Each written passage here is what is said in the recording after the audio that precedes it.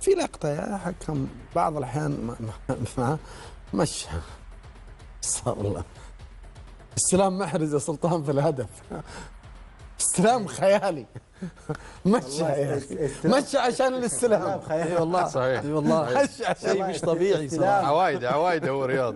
تفضل سلطان. استلام كنترول ماركه خاصه لرياض محرز. اعتقد هو اعلى لاعب انا شاهدته بعمل الكنترول بكل سهوله، يعني حتى بخارج الرجل في اتجاه المرمى بكنترول مع صناعه لنفسه على مستوى الهدف. اعتقد كنترول رياض محرز مدرسه، وحيصبح مستقبلا مرجع واي ذكر لاي مثال كنترول مثل كنترول رياض محرز. حكم ودك مشى. اعتقد انه بس السؤال هو يقول انا لي حديث عن استلام محرزي. الاستلام حق محرز استلام موجه، يعني انا والباب بنفرد، وما شاء الله عنده التفكير على قولتنا الجزء من الثاني هذه من لمسه والثانيه في الباب على طول، ما في اي كلام. يعني صعب الواحد يفكر في تحت الظروف هذه وتحت الضغط اني استلمها واخذ راحتي. عارفون مستلمها فيه، هو عارفون مستلمها فيه، مستلمها في مشط القدم الخارجي، ما تيجي في الذهن في المشط القدم الخارجي مع المسافه العاليه جدا، ما تيجي في العقل يا جماعه. مسافه 30 متر نزلها كأنه متعامل مع الكرة. عفوا فهد تعامل مع الكرة كأنها كرة هواء، نزلها تعامل معها ولا كان في كرة. لذلك محرز فارق. انا اقول تفضل ابو سلطان. اقول لا، وشوف الركنه، يعني ما كانها في مثل هذا الوقت في اهميتها امام هالجماهير امام هالمباراه الصعبه. يعني صراحه هو يعني التأسيس واضح انه رائع لدى محرز في موضوع الكنترول رقم كم في العالم؟ مشهور فيها في العالم. رقم كم في العالم في الاستلام؟ يعني انا اعتقد الان بالفترات الاخيره انا اشوف رقم واحد في مثل هذه الاستلامات قبل ميسي، الكنترول وكذا قبل ميسي. يعني ما يكثر منها ميسي بهذه الطريقه صراحه، ما يكثر استلام الكرة بقوتها، بطول المسافات اللي هي جايه في كثافه، في منطقه خطره، في اي مكان. يعني ما تقول هو يستلمها باريحيه في نص ملعب، انت تتكلم على خطوره المنطقه اللي قاعد يستلم فيها وكثافتها وحساسيتها. وبعدين مو بس باستلام، يعني استلام، ترويض، قراءة لعبة، يعرف وين يتمركز. شوف كيف حطها بطريقة عجيبة كأنها صعب على الحارس. يعني والله ابو سلطان ما لعب محرز بس ميسي شيء ثاني. انا كل واحد له ميزه. انت سالتني على كنترول معين، اتكلم عن الكنترول. انا اتكلم عن الكنترول. كلهم مغناطيس، كلهم باثنينهم ما شاء الله. تقول الكوره كانها مغناطيس في رجله، مغناطيس زايد اللي اي. بس انت بالطريقه اللي تعودنا على محرز، انا ما اشوف ميسي يسويها كثير مثل كذا. ما يستقبل الكرة العالية الطويلة بهالطريقة اللي قاعد أنا أشوف محرز من أيام مانشستر سيتي ومن أيام ومع منتخب الجزائر مع الأهلي من جانا، ما شاء الله تبارك الله عليه. لا عمر أثر فيه ولا يعني ما شاء الله تبارك الله. يعني والله أنا بشوف بعض اللاعبين أنت تنتظر منه موسم كامل يسوي لك السلام تتكلم فيه في الموسم هذا. في كل مباراة يسوي السلام، كل مباراة يسوي لك السلام بشكل. وترى على فكرة خالد في لعيبة يستنونها في نص ملعب يسوي مثل كذا، ما يسويها في كل مكان في الملعب. خط الستة هذا يسوي. الاهلي انتصر 1-0 على الدحيل في الاشواط الاضافية، انتصر 2-1 على جوهر دار التعظيم 2-1 في الاشواط الاساسية وليست الاضافية ريمونتادا، وايضا على فيصل كوبي في دور الاربعة 2-1 ريمونتادا. الاهلي شكله يحب الريمونتادا، يجيبون الريمونتادا من الشوط الاول، الاشواط الاضافيه، الترجيح، خلصونا في البطوله في اي طريقه تجي، نبغى البطوله بحول الله. دكتور تقول لي حديث عن اسباب فوز الاهلي اليوم على فيصل كوبي. بالنسبه لاسباب فوز الاهلي اخذتها في 3 نقاط. اولها الاهلي قدم شوط اول كان من اقل الاشواط على الاهلي، ولكن عودته كانت في 3 نقاط. اولها الزياده الهجوميه والفعاليه الهجوميه في الشوط الثاني، شفنا كيف الاهلي اصبح اكثر قوه هجوميه. والسبب الثاني سرعه الضغط العكسي واسترجاع الكره. والسبب الثالث تعامل يسلم على الشوط الثاني. السبب الاول لما نتكلم عن الزياده الهجوميه، لو نشوف الشوط الثاني للاهلي اصبحت خطوط الاهلي بترابط كبير في ملعب المنافس. هذا الشيء قرب الخطوط، منع فريق فيصل كوبي من عمل التحويز الهجوميه، والنقطة الثانية أعطى الأهلي الفرصة لكسب الكرة الثانية بشكل أكبر. والفعالية بالنسبة للأطراف شفنا كيف قيمة جاليوني أصبحت أعلى، وحتى قيمة رياض محرز أصبحت أعلى حتى على مستوى صناعة الفرص. رياض محرز الشوط الثاني تقريبا صنع 4 إلى 5 فرص، وكذلك حتى جاليني في الزيادة الهجومية. النقطة الثانية سرعة الضغط العكسي. بهذا التقارب بالتأكيد قوة الأهلي بسرعة الضغط العكسي، خاصة بعد تغيير فراس. وتغيير فراس تحديدا إيش أضاف للأهلي؟ أولها كيسيه رجع كلاعب قلب دفاع، وشفنا كيف انزو رجع في المكان اللي يبدع فيه انزو ويضيف للاهلي اللي هو لاعب 8، فاصبح فراس خلف توني. هنا اصبحت فرص كسب الاهلي الكره الثانيه اعلى، وكذلك حتى هجوم الاهلي اصبح بشكل اكبر. اخر نقطه تعامل يايسلا. صحيح الشوط الاول كان الاهلي بعيد على المستوى الفني، ولكن تعامل يايسلا اولها في تغيير ديميرال وارجاع كيسيه، تعامل داخل الملعب بمعرفته قيمه كيسيه كيف تحويله كلاعب مدافع، وادخال فراس اللي صنع الزياده الهجوميه واداره المباراه حتى بعد الفوز. شفنا كيف اصبح الاهلي يدير المباراه بكل سلاسه على مستوى التامين الدفاعي، وحتى زياده السرعه الهجوميه في كل تحول هجومي للاهلي. فاعتقد انها شوط ثاني مثالي للاهلي امام اصعب الفرق في اسيا، اصعب الفرق واعنيها في اسيا. لما نتكلم 12 مباراه متتاليه لا يخسر ويكسب الاهلي، لما نتكلم من عام 2022 بعد التقدم هذا الفريق لا يخسر ويخسر اليوم مع الاهلي، توضح لك قيمه هذا الفوز وكيف يعني عوده الاهلي كانت عوده كبيره بشخصيته وبقيمه دعم جماهيره. بالتاكيد. طيب انا مخلي الكبير مأخرة شوي عشان لما ترتاحون وتكون حديثكم واضح عنه. ايش اللي يقال عن يايسلا صانع هذا الفريق؟ تفضل. مدرب زي يايسلا اتوقع صعب تصنع لك وتألف لعيبه زي كذا.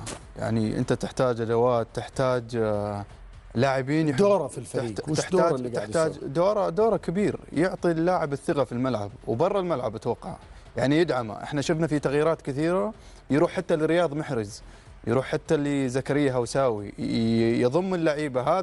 هذا اللي ما يحتاج، هذا اللي يحتاج اللاعب من المدرب. تعطيني الثقه عشان انا بكره يعني لو نزلت الملعب اكون جاهز، فاتم الاستعداد. اتوقع يايسلا ذكرني باشياء كثيره، يعني الاستقرار اللي جالس يسويه في اللعيبه وتمركزهم يعني داخل الملعب. ذكرني ب 2016 الرومنتادات هذه، ترى مو اي فريق يرجع لها. لو تجي تلاحظ الاهلي انت ذكرت 3 مباريات او مباريتين رجع رومنتادا. صعب الفرق هذه او صعب الانديه احيانا ترجع من رومنتادا. بتقول لي ليش؟ بقول لك يعني الشخصيه ضعيفه يمكن عند بعض الفرق، ما في قوه شخصيه، ما في لعيبه يتخذون قرار في الملعب. انا اتوقع السبب الاول اليوم الجمهور هو الفوز الاول للاهلي. جالينيو اليوم يعني في مباريات انا كنت احتاجك تتخذ القرارات، اتخذت لي قرار يعني من اصعب الحلول. لو الاهلي جلس فتره طويله يلعب بهذا المستوى اتوقع اليوم ما راح نسجل، لكن التسديد كان خيار واضح من برا المنطقه. ممتاز. الشيء الثاني ماتياس في وضع التشكيله عجبني، ونزل ريان حامد بدال محمد عبد الرحمن. ريان انت ما تحتاجه ينزل كثير، انت عندك قدامك رياض محرز. رياض محرز من اللعيبه اللي ما يرجع كثير يدافع، مو سوءا، لا هو ستايل اللاعب مهيئ كذا. جالينيو يفرق، جالينيو ما شاء الله يرجع لين الخلف ولين القدام راح تشوف فعاليته. اتوقع التشكيله اللي حاطها ماتياس اليوم كانت جدا مناسبه في فوز الاهلي. ورينا ارقام يايسلا في اسيا. 24 مباراه هو لاعب، 24 مباراه، فاز في 20، تعادل في 3، خسر في 1. الفريق سجل معاه 60 هدف واستقبل 21 هدف. يكون ملك آسيا إذا حققها مرتين متتالية. فهد شوف يا خالد، الشوط ثاني للتاريخ للملوك أنا قاعد أشوفه. المباراة بدأت بتشكيلة جميلة ورائعة.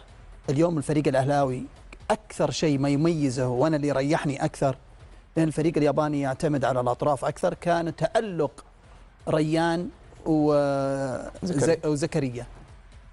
صراحة قدم الأهلي الشوط الأول شوط أنا في وجهة نظري من أسوأ الأشواط اللي شفتها للأهلي هذا الموسم. صحيح. كرات طويلة، صحيح. السنتر يلعب كرة طويلة، الظهير يلعب كرة طويلة، كيسيه كرة طويلة، ما في لعب.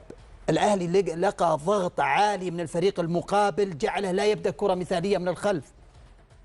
كان في تشتيت، كان في رهبة لدى اللاعبين. عشان كذا أعتقد من الدقيقة 60 بعد ما سجل الأهلي هدف التعادل رجع الأهلي اللي احنا نعرفه باستحواذه على الكرة. يعني تنقانا أنا كنت أقول أنه وجوده بوجهة المباراة بشوف لعب في الوسط، بشوف استحواذ، بشوف. لكن صراحة الشوط الأول وفي نفس الوقت كنت أقول جميل أن الفريق الياباني لعب بهذا الرتم. استحالة يلعب طول 90 دقيقة بهذا الرتم بضغط عالي ورجوع بالاستحواذ بهذه الطريقة. أنا أعتقد أن الفريق الأهلاوي قدر بالشوط الثاني في ظل تراجع الفريق الياباني أنه يلعب الكرات الطويلة. الأهلي كان رائع في استخدام الكرات الثابتة، في يعني توظيف وإحنا شفناها كثير كيف قدرت تغير كثير من مجرى المباراة. صراحة اليوم أنا الخوف على الفريق الأهلاوي، الخوف الريمونتادات اللي قاعدين نشوفها أن لا يجي وقت وما نشوف لها ريمونتادا. احنا نتكلم عن المباراة النهائية، بعطيه مساحة في البارت الثالث على المباراة النهائية وش القلق على الأهلي الموجود فيه بكل تأكيد. سكيبا مدرب فريق فيسل كوبي الياباني مع مراسلنا أحمد الجابر، حديثه عن المباراة بكل تأكيد وحديثه عن الأهلي وحديثه عن وضع الأهلي. يعني بس اسمح لي تفضل ما اسمع سؤالك. يعني يا يسلم اي يبغى لي احط لك انا كان له دور. اي يبغى لي ترى عندي الصوت كبرنا وخلاص. لا شوف طول العمر استديو كله شكله. لا شوف يا العمر كله تفضل. من افضل المدربين، هو عارف امكانيات لعيبته. اليوم شفناه كيف غير الطريقه الى 4-4-2 الشوط الثاني.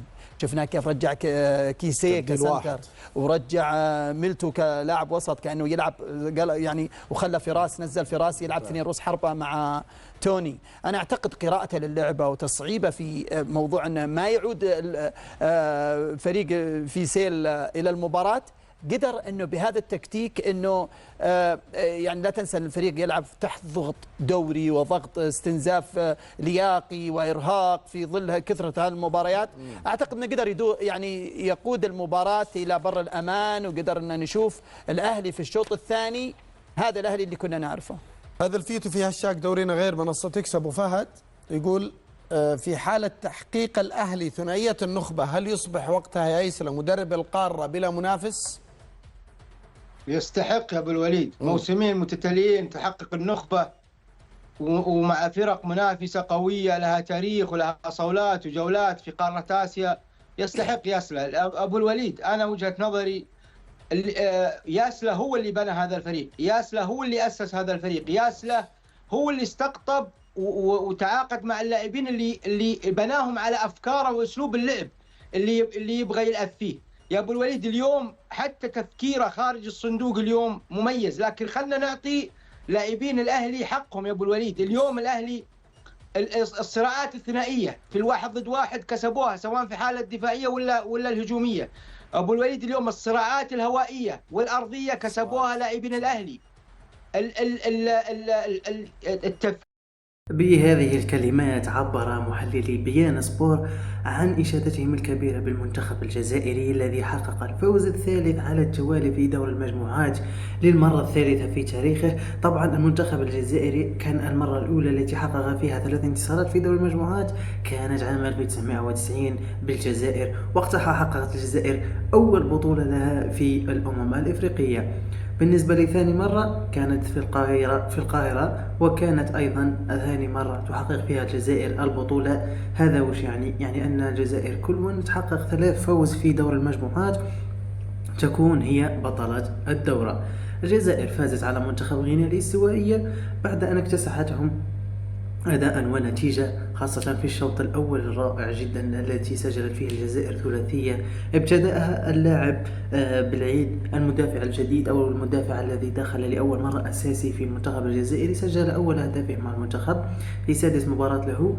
أيضا الهدف الثاني سجله اللاعب فارس شيبي المهاجم الواعد جدا الذي إلى الآن لم يقدم أداء جيد في البطولة لكن سجل هدف.